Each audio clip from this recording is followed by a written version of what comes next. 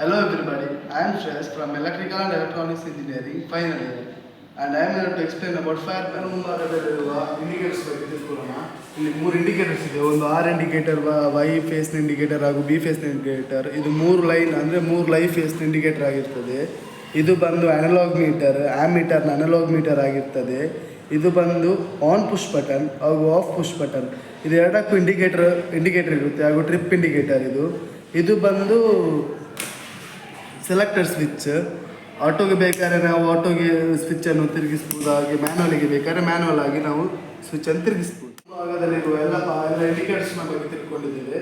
Fire ಪ್ಯಾನಲ್ನ ಒಳಗಿರುವ components ಬಗ್ಗೆ ನಾವೀಗ ತಿಳ್ಕೊಳ್ಳೋಣ.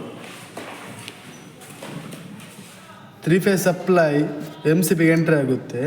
MCB ಏನು ಮಾಡುತ್ತೆ ಅಂದರೆ ಯಾವುದೇ ಶಾರ್ಟ್ ಸರ್ಕ್ಯೂಟ್ ಆಗಿ ಓವರ್ ಕರೆಂಟ್ ಆಗದಾಗೆ ನಮಗೆ ಅಂದರೆ ಏನು ಪ್ರಾಬ್ಲಮ್ ಬರೋದಾಗಿ ಪ್ರೊಟೆಕ್ಟ್ ಮಾಡುತ್ತೆ. ಅಂದರೆ ಇಲ್ಲಿರುವ ಡಿವೈಸ್ಗಳಿಗೆ ಏನು ಶಾರ್ಟ್ ಸರ್ಕ್ಯೂಟ್ ಆಗೋದಾಗಿ ಓವರ್ ಕರೆಂಟ್ ಆಗೋದಾಗಿ ನಮಗೆ ಪ್ರೊಟೆಕ್ಟ್ ಮಾಡುತ್ತೆ. ಹಾಗೆ MCB ಇಂದ ಔಟ್ಪುಟ್ ಬಂದು ಕಾಂಟ್ಯಾಕ್ಟರಿಗೆ ಬರುತ್ತೆ. ಕಾಂಟ್ಯಾಕ್ಟರಿಂದ ಓವರ್ಲೋಡ್ ರಿಲೇಗೆ ಬರ್ತದೆ.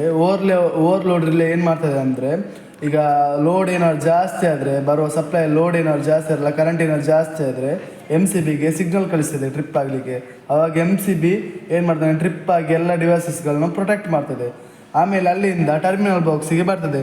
ಟರ್ಮಿನಲ್ ಬಾಕ್ಸ್ ಏನು ಮಾಡ್ತದೆ ಅಂದರೆ, ಎಲ್ಲ ಇನ್ಕಮಿಂಗ್ ಹಾಗೂ ಔಟ್ ಗೋಯಿಂಗ್ ವೈರ್ಸ್ನ ಎಲ್ಲರನ್ನು ಒಂದೇ ಇದರಲ್ಲಿ ಟರ್ಮಿನಲ್ ಬ್ಲಾಕಲ್ಲಿ ಕನೆಕ್ಟ್ ಮಾಡ್ತದೆ. ಅದಕ್ಕೋಸ್ಕರ ನಾವು ಟರ್ಮಿನಲ್ ಬ್ಲಾಕನ್ನು ಯೂಸ್ ಮಾಡ್ತೀವಿ. ನಾನು ಫೈರ್ ಪ್ಯಾನಲ್ನ ಬಗ್ಗೆ ತಿಳಿದಂಥ ವಿಷಯಗಳು. Thank you.